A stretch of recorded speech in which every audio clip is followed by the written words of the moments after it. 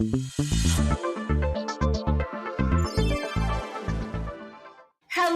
everybody. I want to welcome you back to the Dynamic Decisions podcast, where we explore the strategies that drive successful decision-making in the world of business. Why? Because the best decisions come from great conversations.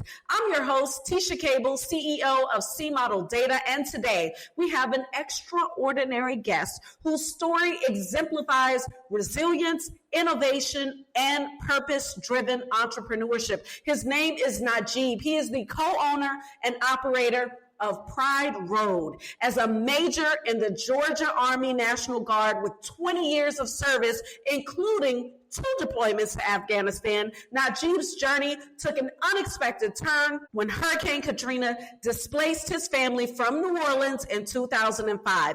And from that devastating loss emerged a remarkable agricultural venture that has transformed the Muhaimin family into pioneers of commercial hibiscus farming in the United States. Under Najeeb's leadership, Pride Road has grown from a small Louisiana poultry operation to a comprehensive seed-to-table hibiscus business operating across multiple Georgia farms and producing over 30 to 40,000 pounds of hibiscus annually. The company operates their own processing facility in Lithonia, Georgia, which has created an impressive range of products, including teas, jellies, soda, and chutneys. So Pride Road, by the way, has earned some recognition as a finalist in the Flavor of Georgia competition. They've secured USDA value-added producer grants and partnered with the University of Georgia's Food Product Innovation. So thank you, Najeeb, so much for being here with us. I can't wait to learn more about your story and about Pride Road. Would you start by just telling us more? I don't know if I could go any further than that. That's awesome. I mean, that's definitely awesome. Yeah, I mean, that's one of the things, as you pointed out with the story itself. We are a veteran-owned, family-owned food business that specialize in hibiscus and hibiscus-based products. And I guess the thing that charged us with that is, yes, in Louisiana, my parents was displaced by Hurricane Katrina, which caused them to start the Yardbird farms growing chicken, and they got access to some hibiscus seeds. And when we got a chance to taste it, we knew it was something that needs to be brought out here in Georgia. But before we were able to do that, my father said, hey, if you're going to do it, make sure that you're actually growing the hibiscus. So I didn't quite understand what that meant right away as it relates to like a product. But by doing that over the years, I identified that that was the thing that allowed me to see that hibiscus wasn't something that was readily available in the U.S. It was something that we had an opportunity to create a commodity for not only Georgia, but as we're trying to push it for like a national push to show, hey, we can actually grow this stuff here and become that domestic source of hibiscus. So that's ultimately what we're trying to do now. We went from making teas, jellies, and chutneys to trying to become that premier source of domestic hibiscus. Yeah. That's great. Would you tell us a little bit more about some of the use cases of hibiscus that maybe folks aren't thinking about? Well, I don't know if you have enough time, but it's awesome because typically those who know hibiscus, and I will say this, we often hear people toss the term around, oh, I have that in my front yard. What they typically have is an ornamental plant that's like a perennial. So it's there every year and whatnot. What we grow is an annual, and we literally have to pick the seeds each year, grow it over and over and over again. So it's 2 different things. And with that, the medicinal properties with the Hibiscus saberifer is a lot. Those who know hibiscus know the sorrel, Kirkody, BSAP of many names. They use it for hypertension, for it's like lowering their blood pressure or controlling their blood pressure, liver health, soothing, tastes good. So those are some of the things. And then as I was laboring out the different names, the different cultures who utilize it, use it for different things, cosmetic, facial, food coloring, coloring of their products and whatnot. Nails, and it's so many different other things that can be used with hibiscus on the edible and pharmaceutical side of things. That's awesome. So let's go back to the business a little bit here. Can you tell me what you believe is the most critical element for success when you're pioneering a new agricultural market, especially with a crop like hibiscus that wasn't traditionally grown in the US. You kind of started to talk about this a little bit, but let's go a little deeper. Yeah, one of the critical things is just knowing that we're here, allowing people to know that it could be grown here. This is luckily for us, even though it's a global herb, but it's still relatively new, believe it or not, to a lot of Americans. So that's enabling us some wiggle room to say, hey, not only is this stuff here, but it can be grown here. So that's one of the things that we want to make sure that not only that this stuff is here, it's healthy, it's good for you, but not only that, we're the only ones that's going to be able to provide it to you on a large scale. So that's one of the largest challenges that we have, is just making sure that people know that we're here. And also, believe it or not, luckily, another challenge is the fact that the crop itself is like okra. It's like a different type of vegetables that don't have a mechanized way of harvesting it.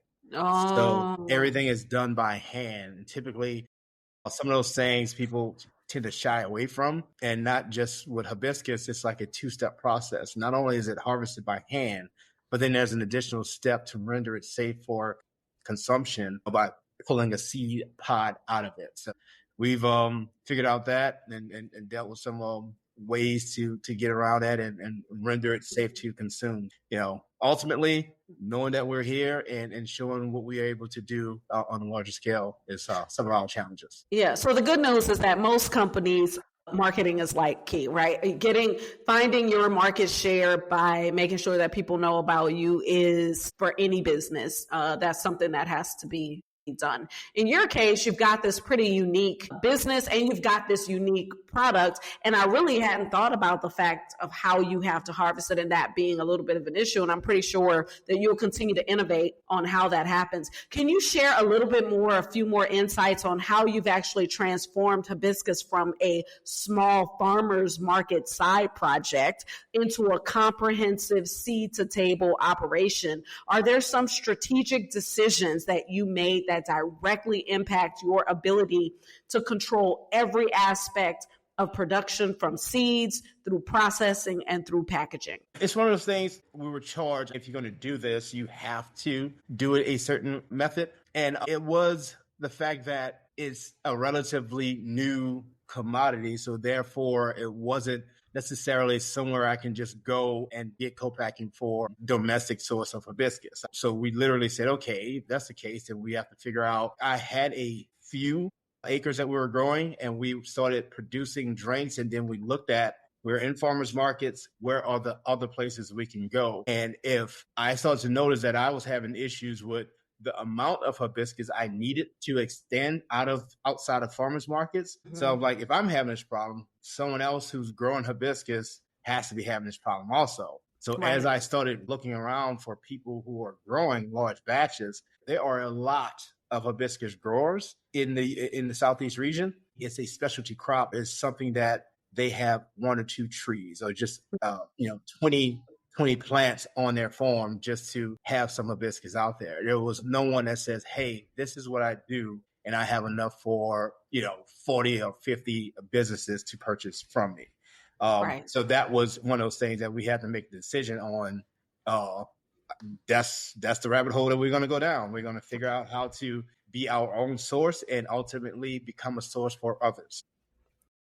And so, as someone who emphasizes complete vertical integration, growing from your own seeds, farming across your multiple locations, and processing in your own facility, when you're making these high stakes decisions about expansion, market development, new product lines, do you have a specific framework that you use? One that makes sure that you maintain quality and independence that really sets Pride Road apart. It's in some of the names of the products. It's just hibiscus tea, hibiscus jelly. We don't do any like special names, and it's like that's it.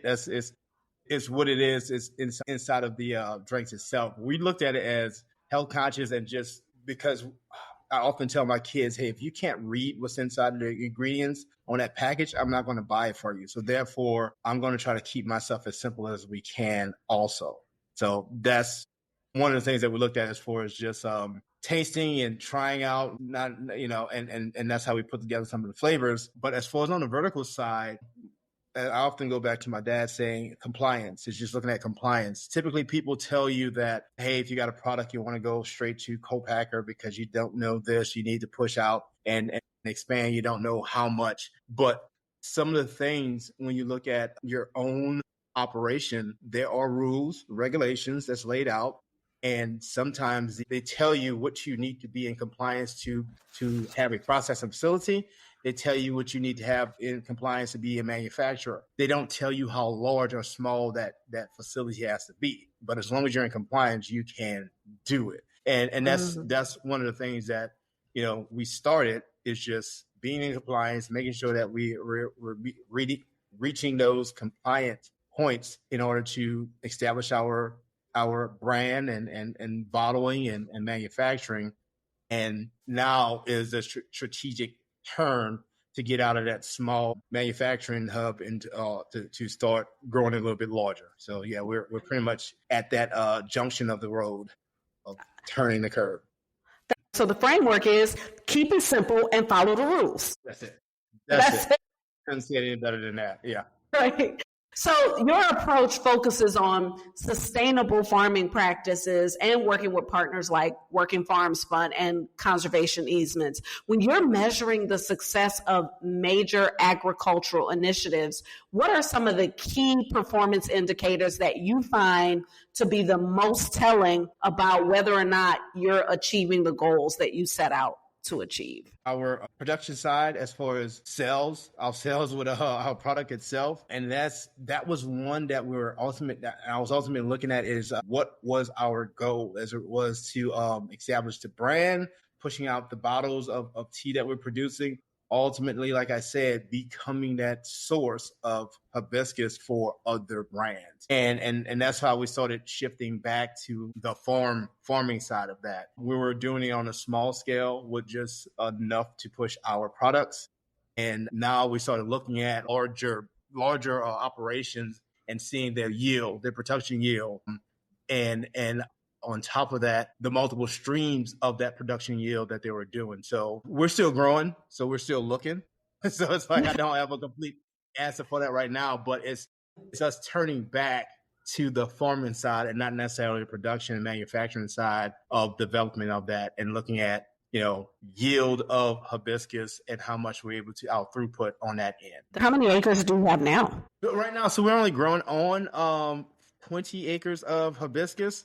And just 20? That's crazy. So like for farmers who know what it is, it's crazy for that. And we're working with our partners. Literally between those two, they have was our 500 plus acres of land available. So we're just trying to just put up increments of that in order to grow and grow more. Fantastic. So as someone who has served as a major in the Georgia Army National Guard while running a complex agricultural operation, how do you balance your military service, farming operations, and business development? Has there been any sort of influence on your entrepreneurship from your military experience, especially as it relates to how you approach decision making? The plan, like knowing the plan. Military teach you that all the time as far as your planning aspect and not just jumping into something without an actual plan. And then on top of that, the courses of action at any different points of that plan we have. So it's like each level, each process, we have a plan a plan of operation for the farming side, as well as a junction once we get to the manufacturing side. So planning is definitely one. And one of the biggest things as far as military training is just like the execution. So, a lot of people have plans and then, it just sits there and just watch it. But next thing that I definitely owe military training is being able to just go out and execute. So that's one of the biggest things that I enjoy that I know that I will just make something happen no matter what. Execution is a competitive advantage, but if you can't actually get it done, then it's useless. So that's good stuff. Hey, this message is for our audience. I want you to think about your own experiences, especially those with like career transitions, for example, or building something from adversity. What decisions have you made during challenging times that led to unexpected opportunities? Share your experiences with us on LinkedIn and other social media using the Dynamic Decisions podcast. Okay, let's kind of go a little bit through your leadership. So 20 years of service, including 2 deployments. You've experienced leadership in both the military and in civilian context. What strategies do you actually bring forth that really build up resilience and adaptability within your current company? No, operating a company is a lot easier than I'll stay away from some of that stuff. But no, it goes back to execution, understanding that luckily it's not a life or death situation with the company side of things. So therefore, we'll have a little bit more time to look at what we're doing and just understand that, hey, some of these things may not get executed in the time that I need it done, but and just weigh my options on which direction I need to pay more attention to first and deal with it from there. But I'll just lay back on the planning and execution of things. The key is, again, keep it simple, follow the rules, and then the other thing is have a plan and execute the plan. That's right. It. So that's it. Yeah. Nice and simple. So let's move into my final and favorite segment. So I'm going to assess your decision-making persona. So I'm going to ask you some questions. I'm actually going to explain to you the personas, and then I'm going to ask you, based on how I'm asking the question, how much it resonates with you. Okay. And you're going to give me a score of 0 to 100%, although you only get 100% across all 4 questions. Okay? Okay. All right. So the first one is called the feeler. It's a values-driven leader. So this persona prioritizes alignment with core values and mission, often weighing the human impact and cultural fit of decisions alongside business metrics. So when considering major business decisions for Pride Road, I ask myself, does this align with our family's values of service, independence, and community impact? Even if a more profitable opportunity might compromise our control over quality or our commitment to sustainable farming practices, I need to feel confident that we're staying true to the mission that emerged from our family's resilience after Hurricane Katrina and our dedication to both service and agricultural innovation. So how much of you does that decision-making approach resonate? So that's the problem with this is I want to hear all 4 before I give it. I know I can't do that. But I mean, that's like the whole point of us reframing from just going straight to co-packing or straight to buying this stuff from overseas. Value added is, what we're doing is called value added to Hibiscus. Goodness, without knowing the others, that ranks very high. I'm going to assume that the others, I'm going to have 1 or 2 that's going to rank somewhat low. So I'll say that's roughly a 30%. Okay. Of my 100. All right. So you are 30% feeler as of right now. All right. So that leaves you 70% to play with. All right. Here we go. Let's go to the next one. This one is called the planner. It's a strategic visionary. So this persona focuses on long-term implications and future-proofing decisions, always thinking several moves ahead and considering multiple scenarios. When making strategic decisions about Pride Road's expansion, market development, or new partnerships, I ask myself, what are the long-term implications of this choice for the hibiscus market and sustainable agriculture over the next 5 to 10 years? I need to map out how consumer preferences, climate considerations, and agricultural policies will evolve, ensuring that our farming practices, processing capability, and market positioning prepare us for multiple possible futures in an increasingly sustainability-focused food environment. I'll say that real fast, 20%. And I'll say that because I'm putting a lot of focus in my values Therefore, I'm taking some of that in consideration because it's going to affect some of my planning because this is what I value the most. I value these particular things. So that's going to be associated with my planning. And I don't know what the other two is going to look like. So I got 50. All right, you got 50% left. Let's go. All right, so the next one is called the counter. It's the challenger of assumptions. So this persona naturally questions conventional wisdom and looks for contrarian opportunities, often finding success by zigging when others zag. So when evaluating agricultural practices, market opportunities, or business strategies, I ask myself, what assumptions are we making about crop production, food manufacturing, or consumer preferences that might be fundamentally wrong? What is everyone else in the specialty agricultural or food manufacturing space doing that we should question? I tend to examine why certain farming methods or market approaches work and whether there's a more innovative solution that the industry isn't seeing, especially given our unique position as one of the few commercial hibiscus operations controlling the entire supply chain from seed to shelf. You answered it for me. What's your percentage? I don't know what the last one is, but that's going to be another 30 as well. Okay. Because it's going back to the value and then going to the whole point of the vertical operation and knowing that, hey, this is here. It's a superfood. It's just like a lot of other superfoods that come into existence. They come in. They're not like a fad that comes and goes away. They still maintain some type of momentum in the market. And it's the fact that I'll give you one, Palm Wild.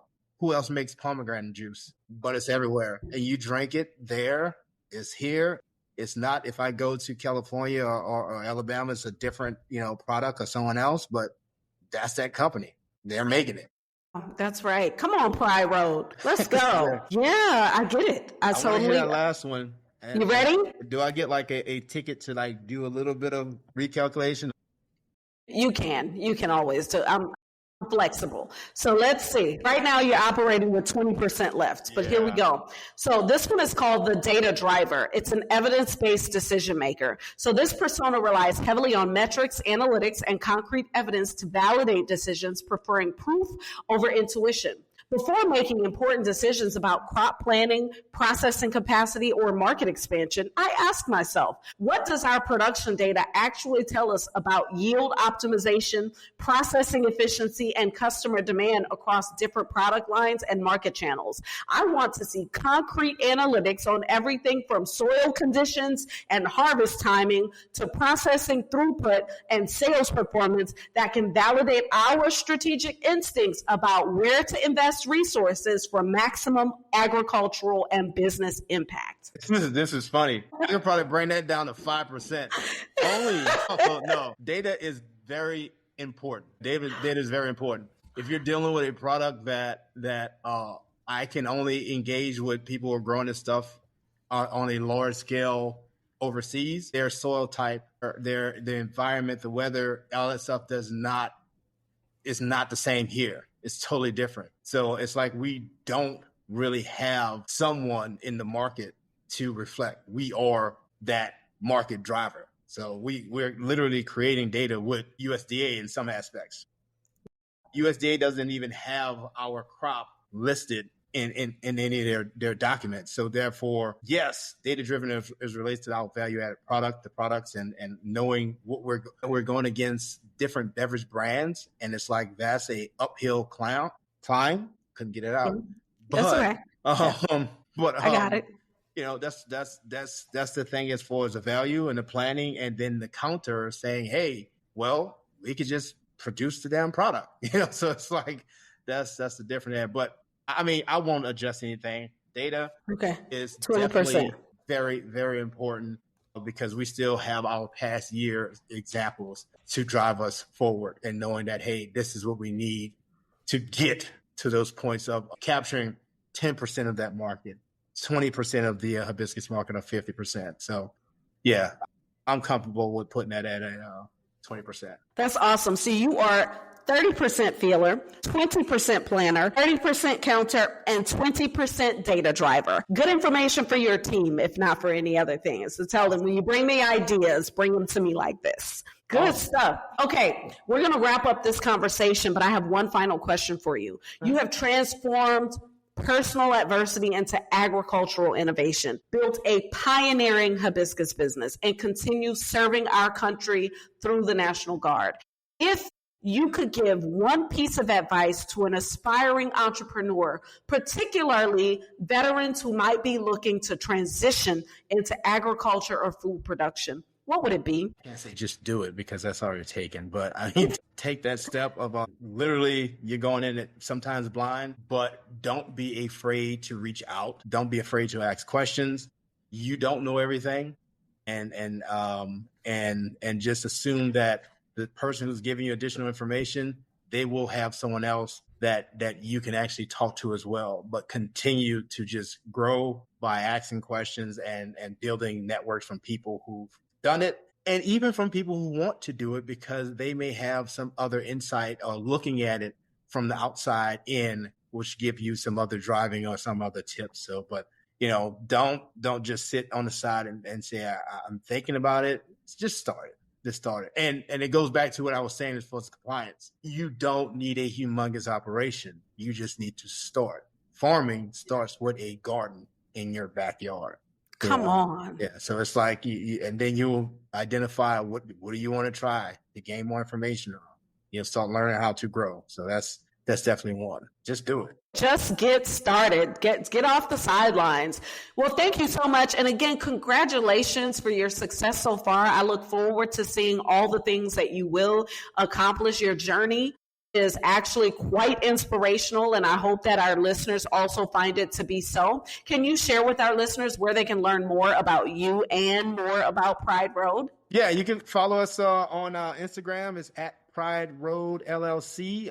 You can hit us on our website. It's www.prideroad.com. And if you have any additional questions, we can answer them. info@prideroad.com. And for our listeners, thank you so much for being here. Thank you for listening and for tuning in. Remember, the best decisions come from great conversations. If you've enjoyed this episode, we'd love for you to subscribe it, rate it, share it with your network. Let's keep the conversation going on social media using Dynamic Decisions Podcast.